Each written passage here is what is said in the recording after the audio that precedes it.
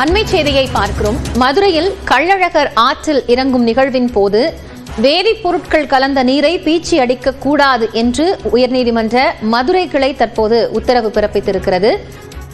Pressure pump என்று சொல்லக்கூடிய இந்த தண்ணீரை பீச்சி அடிப்பதில் வேதிப்பொருட்கள் பயன்படுத்தக்கூடாது என்ற உத்தரவு பிறப்பிக்கப்பட்டிருக்கிறது. கூடுதல் தகவல்களை செய்தியாளர் கருணாகரனிடம் கேட்கலாம். கருணாகரன், இந்த வழக்கினுடைய விவரங்கள் என்ன?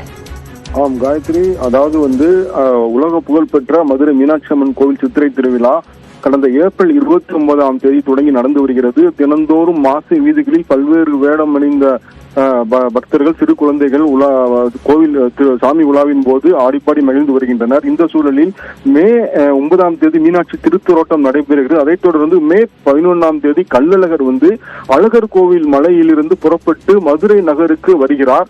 அவர் புறப்பட்டு வரும் வழியில் அழகர் வேடமணிந்த கருப்பசாமி வேடமணிந்த பக்தர்கள் தோல்பையில் தண்ணீரை பீச்சடிப்பது பாரம்பரியமான வழக்கமாக உள்ளது.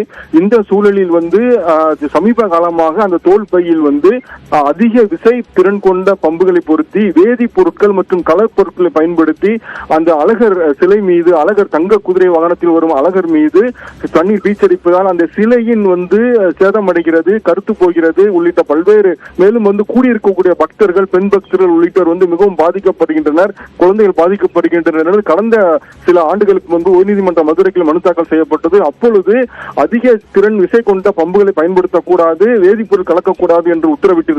இந்த சூழலில் இன்று கோவில் நிர்வாகம் ஒரு உத்தரவு பிறப்பித்துள்ளது. அதில் அழகர் ஆற்றில் புறப்பட்டு இறங்கி செல்லும் வரை, அதாவது அழகர் ஆற்றில் இறங்கும் நிகழ்வான அந்த மே 12 லட்சக்கணக்கான பக்தர்கள் அந்த தங்க குதிரை வாகனத்தில் வரும் அழகர் மீது தண்ணீரை பீச்சி அடித்து உற்சாகத்தை வெளிப்படுத்துவர். மேலும் அதைத் தொடர்ந்து ராமராயர் மண்டபத்தில் அந்த தண்ணீர் பீச்சடிக்கும் நிகழ்வே நடைபெறும்.